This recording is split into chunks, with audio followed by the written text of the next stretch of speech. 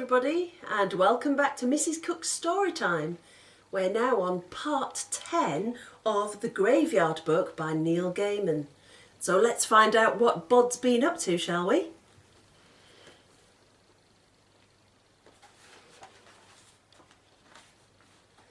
Bod woke early the next day, when the sun was a silver coin high in the grey winter sky. It was too easy to sleep through the hours of daylight, to spend all his winter in one long night and never see the sun. And so each night before he slept, he would promise himself that he would wake in daylight and leave the Owens' cosy tomb. There was a strange scent in the air, sharp and floral. Bod followed it up the hill to the Egyptian walk, where the winter ivy hung in green tumbles, an evergreen tangle that hid the mock Egyptian walls and statues and hieroglyphs. The perfume was heaviest there, and for a moment Bod wondered if snow might have fallen, for there were white clusters on the greenery. Bod examined a cluster more closely. It was made of 5 small, petalled flowers, and he had just pulled his head in to sniff the perfume when he heard footsteps coming up the path. Bod faded into the ivy and watched. 3 men and a woman, all alive, came up the path and into the Egyptian walk. The woman had an ornate chain around her neck. "Is this it?" she asked. "Yes, Mrs. Carraway," said one of the men, chubby and white-haired and short of breath. Like each of the men, he carried a large, empty wicker basket. She seemed both vague and puzzled. "Well, if you say so," she said, "but I cannot say that I understand it." She looked up at the flowers. "What do I do now?" The smallest of the men reached into his wicker basket and brought out a tarnished pair of silver scissors. "The scissors, Lady Mayoress," he said. She took the scissors from him and began to cut the clumps of blossom, and she and the 3 men started to fill the baskets with the flowers. "This is," said Mrs. Carraway, the Lady Mayoress, after a little while, "perfectly ridiculous." "It is," said the fat man, "a tradition." "Perfectly ridiculous," said Mrs. Carraway, but she continued to cut the white blossoms and drop them into the wicker baskets. When they'd filled the first basket, she asked, "Isn't that enough?" "We need to fill all 4 baskets," said the smaller man, "and then distribute a flower to everyone in the old town." "And what kind of tradition is that?" said Mrs. Carraway. "I asked the Lord Mayor before me, and he said he'd never heard of it." Then she said, "Do you get a feeling someone's watching us?" "What?" said the 3rd man, who'd not spoken until now. He had a beard and a turban. "Ghosts, you mean? I do not believe in ghosts." "Not ghosts," said Mrs. Carraway. "Just a feeling like someone's looking." Bod fought the urge to push further back into the ivy. "It's not surprising that the previous Lord Mayor did not know about this tradition," said the chubby man, whose basket was almost full. "It's the first time the winter blossoms have bloomed in 80 years. The man with the beard and the turban, who did not believe in ghosts, was looking around him nervously. "Everyone in the old town gets a flower," said the small man. "Man, woman and child." Then he said slowly, as if he were trying to remember something he had learned a very long time ago, "One to leave, and one to stay, and all to dance the macabre." Mrs. Carraway sniffed. "Stuff and nonsense," she said, and kept on snipping the blossoms. Dusk fell early in the afternoon, and it was night by 4:30. Bod wandered the paths of the graveyard, looking for someone to talk to, but there was no one about. He walked down to the potter's field to see if Liza Hempstock was about, but found no one there. He went back to the Owens' tomb, but found it also deserted. Neither his father nor Mistress Owens were anywhere to be seen. Panic started then, a low-level panic. It was the first time in his 10 years that Bod could remember feeling abandoned in the place he'd always thought of as his home. He ran down the hill to the old chapel where he waited for Silas. Silas did not come. Perhaps I missed him, thought Bod, but he did not believe this. He walked up the hill to the very top and looked out. The stars hung in the chilly sky while the patterned lights of the city spread below him. Street lights and car headlights and things in motion. He walked slowly down from the hill until he reached the graveyard's main gates, and he stopped there. He could hear music. Bod had listened to all kinds of music. The sweet chimes of the ice cream van, the songs that played on workmen's radios, the tunes that Clarity Jake played the Dead on his dusty fiddle. But he'd never heard anything like this before. A series of deep swells, like the music at the beginning of something. A prelude, or perhaps an overture. He slipped through the locked gates, walked down the hill and into the old town. He passed the Lady Mayoress standing on a corner, and as he watched, she reached out and pinned a little white flower to the lapel of a passing businessman. "I don't make personal charitable donations," said the man. "I leave that to the office." "It's not for charity," said Mrs. Carraway. "It's a local tradition." "Ah," he said, and he pushed his chest out, displaying the little white flower to the world, and walked off, proud as Punch. A young woman pushing a baby buggy was the next to go past. "What's it for?" she asked suspiciously as the mayoress approached. "One for you, one for the little one," said the mayoress. She pinned the flower to the young woman's winter coat. She stuck the flower for the baby to its coat with tape. "But what's it for?" asked the young woman. "It's an old town thing," said the Lady Mayoress vaguely. "Some sort of tradition." Bod walked on. Everywhere he went he saw people wearing the white flowers. On the other street corners he passed the men who had been with the Lady Mayoress, each man with a basket handing out the white flowers.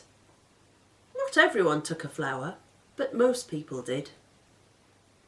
The music was still playing somewhere at the edge of perception, solemn and strange.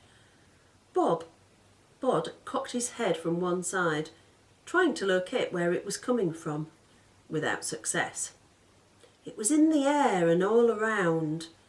It was playing in the flapping of flags and awnings, in the rumble of distant traffic, the click of heels on the dry paving stones. And there was an oddness, thought Bod, as he watched the people heading home. They were walking in time to the music. The man with the beard and the turban was almost out of flowers. Bod walked over to him. "Excuse me," said Bod. The man started. "I did not see you," he said accusingly. "Sorry," said Bod. "Can I have a flower as well?" The man with the turban looked at Bod with suspicion. "Do you live around here?" he asked. "Oh, yes," said Bod. The man passed Bod a white flower. Bod took it, then said, "Ow!" as something stabbed into the base of his thumb. "You pin it to your coat," said the man. "Watch out for the pin." A bead of crimson was coming up on Bod's thumb. He sucked at it while the man pinned the flower to Bod's sweater. "I've never seen you around here," he told Bod. "I live here all right," said Bod. "What are the flowers for?" "It was a tradition in the old town," said the man, "before the city grew up around it. When the winter flowers bloom in the graveyard on the hill, they are cut and given out to everybody, man or woman, young or old, rich or poor." The music was louder now. Bod wondered if he could hear it better because he was wearing the flower. He could make out a beat like distant drums and a skirling, hesitant melody that made him want to pick up his heels and march in time to the sound. Bod had never walked anywhere as a sightseer before. He had forgotten the prohibitions on leaving the graveyard, forgotten that tonight in the graveyard on the hill the dead were no longer in their places.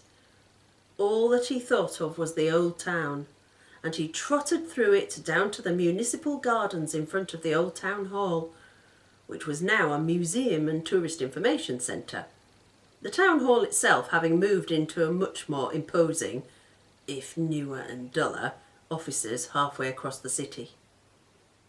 There were already people around, wandering the municipal gardens, now in midwinter, little more than a large grassy field with here and there some steps, a shrub, a statue. Bod listened to the music, entranced. There were people trickling into the square in ones and twos, in families or alone. He'd never seen so many people living all at one time. There must have been hundreds of them, all of them breathing, each of them as alive as he was, each with a white flower. Is this what living people do? Thought Bod. But he knew that it was not, that this, whatever it was special. The young woman he'd seen earlier pushing a baby buggy stood beside him, holding her baby, swaying her head to the music. How long does the music go on for? Bod asked her. But she said nothing, just swayed and smiled. Bod did not think she smiled much normally, and only when he was certain that she'd not heard him, that he had faded, or was simply not someone she cared enough about to listen to, she said, "Blimmin' heck, it's like Christmases." She said it like a woman in a dream, as if she was seeing herself from the outside. In the same not really there tone of voice, she said, "Puts me in mind of me grand sister, Aunt Clara. The night before Christmas we'd go to her, after me gran passed away, and she'd play music on her old piano, and she'd sing sometimes, and we'd eat chocolates and nuts, and I can't remember any of the songs she sung. But that music, it's like all of them songs playing at once." The baby seemed asleep with its head on her shoulder, but even it was swaying its hands gently in time to the music. And then the music stopped, and there was silence in the square. A muffled silence, like the silence of falling snow, all noise swallowed by the night and the bodies in the square, no one stamping or shuffling, scarcely even breathing. A clock began to strike somewhere close at hand, the chimes of midnight, and they came. They walked down the hill in a slow procession, all stepping gravely, all in time, filling the road, 5 abreast. Bod knew them, or knew most of them.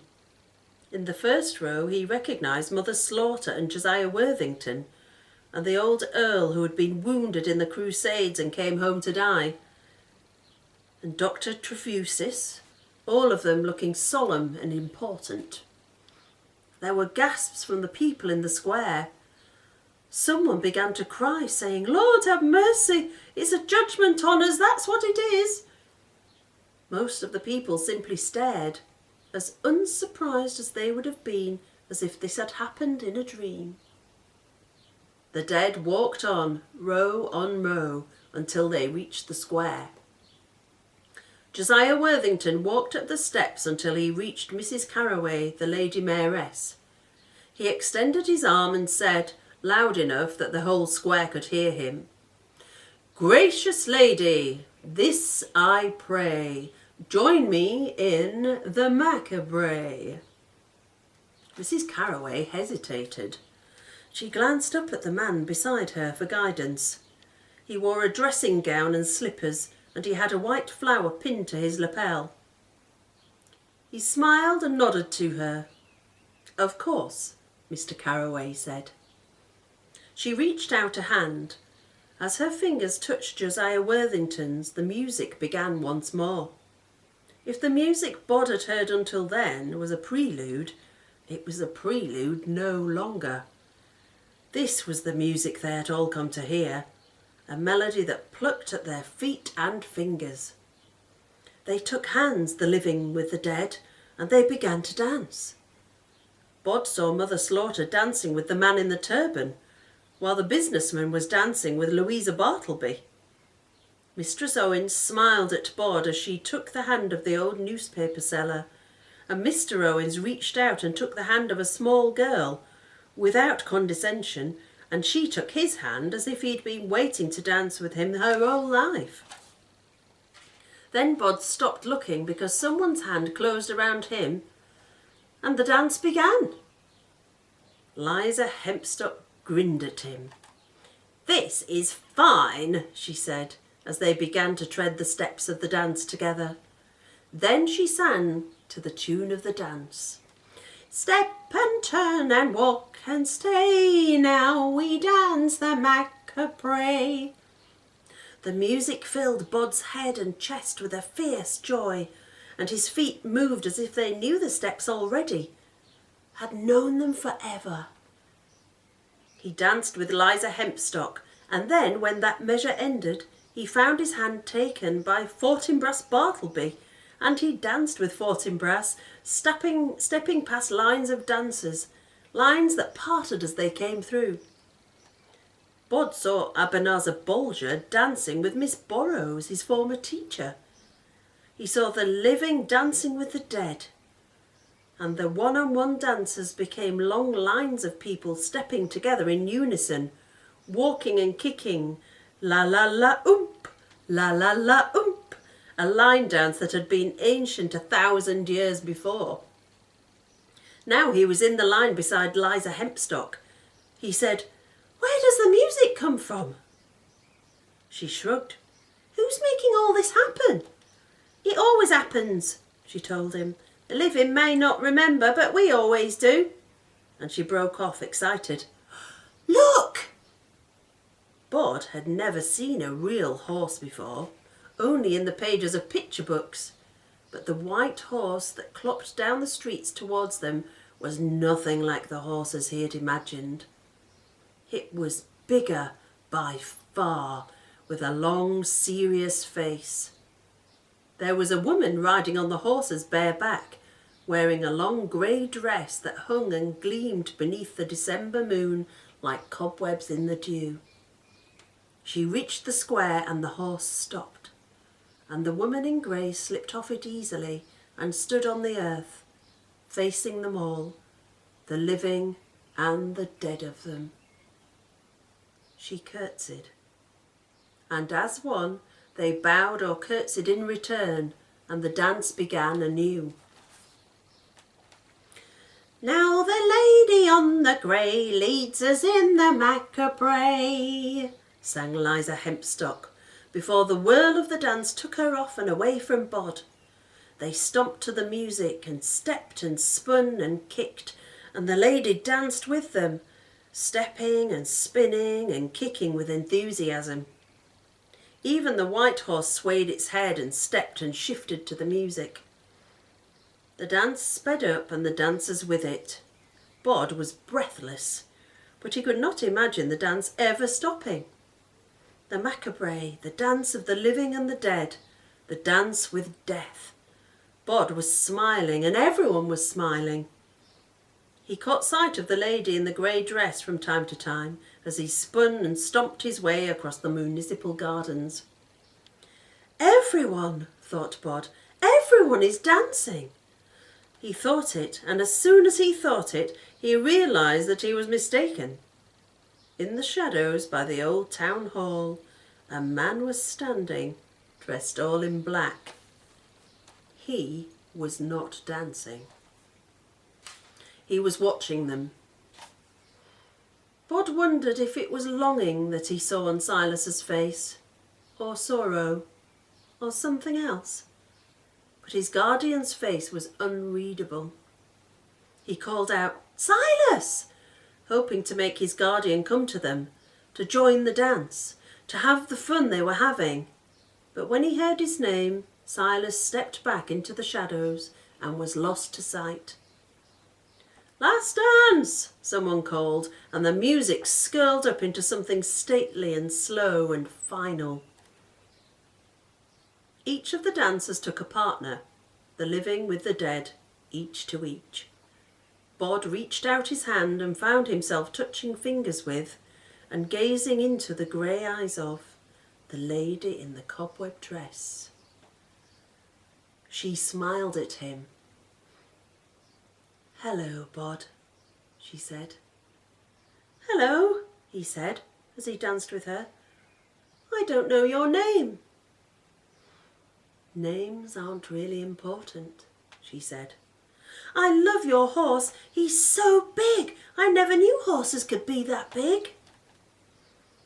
"He is gentle enough to bear the mightiest of you away on his broad back, and strong enough for the smallest of you as well." "Can I ride him?" asked Bod.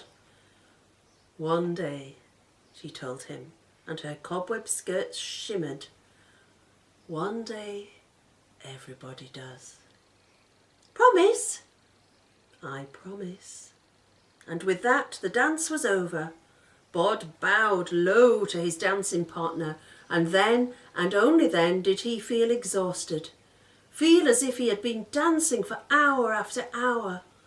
He could feel all his muscles aching and protesting. He was out of breath. A clock somewhere began to strike the hour, and Bod counted along with it. 12 chimes. He wondered if they'd been dancing for 12 hours or 24, or for no time at all. He straightened up and looked around him. The dead had gone, and the lady on the grey. Only the living remained, and they were beginning to make their way home, leaving the town square sleepily, stiffly, like people who had awakened from a deep sleep, walking without truly waking. The town square was covered with tiny white flowers. It looked as if there'd been a wedding. Bod woke the next afternoon in the Owens' tomb feeling like he knew a huge secret, that he'd done something important and was burning to talk about it. When Mistress Owens got up, Bod said, "That was amazing last night." Mistress Owens said, "Oh yes?" "We danced," said Bod, "all of us, down in the old town." "Did we indeed?" said Mistress Owens with a snort. "Dancing, is it? And you know you aren't allowed down into the town." Bod knew better than even to try to talk to his mother when she was in this kind of mood. He slipped out of the tomb into the gathering dusk. He walked up the hill to the black obelisk and Josiah Worthington's stone, where there was a natural amphitheatre, and he could look out at the old town and at the lights of the city around it. Josiah Worthington was standing beside him. Bod said, "You began the dance with the mayoress. You danced with her." Josiah Worthington looked at him and said nothing. "You did," said Bod. Josiah Worthington said, "The dead and the living do not mingle, boy. We are no longer part of their world. They are no part of ours. If it happened that we danced the dance macabre with them, the dance of death, then we would not speak of it, and we would certainly not speak of it to the living." "But I'm one of you." "Not yet, boy. Not for a lifetime." And Bod realised why he had danced as one of the living and not as one of the crew that had walked down the hill, and he said only, "I see, I think." He went down the hill at a run, a 10-year-old boy in a hurry, going so fast he almost tripped over Digby Pool. 1785 to 1860, as I am, so shall you be. righting himself by effort of will, and charged down to the old chapel, scared he would miss Silas, that his guardian would already be gone by the time Bod got there. Bod sat down on the bench. There was a movement beside him, although he heard nothing move, and his guardian said, "Good evening, Bod." "You were there last night," said Bod. "Don't try and say you weren't there or something, because I know you were." "Yes," said Silas. "I danced with her, with a lady on the white horse." "Did you?" "You saw it. You watched us, the living and the dead. We were dancing. Why won't anyone talk about it?" "Because there are mysteries. Because there are things that people are forbidden to speak about. Because there are things they do not remember." "But we're speaking about it right now. We're talking about the macabre." "I have not danced it," said Silas. "You saw it, though." Silas said only, "I don't know what I saw." "I danced with the lady, Silas," exclaimed Bod. His guardian looked almost heartbroken then, and Bod found himself scared, like a child who has woken a sleeping panther.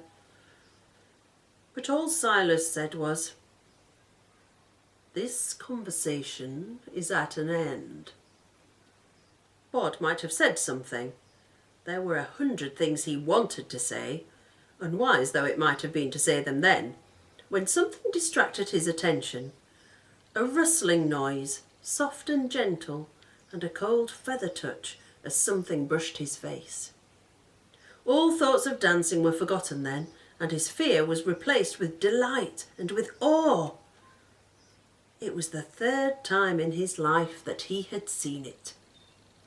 "Look, Silas, it's snowing," he said. Joy filled his chest and his head, leaving no room for anything else. "It's really snow!" And that's the end of part 10 for today. That was fantastic, wasn't it? So join me next time for part 11 of The Graveyard Book by Neil Gaiman.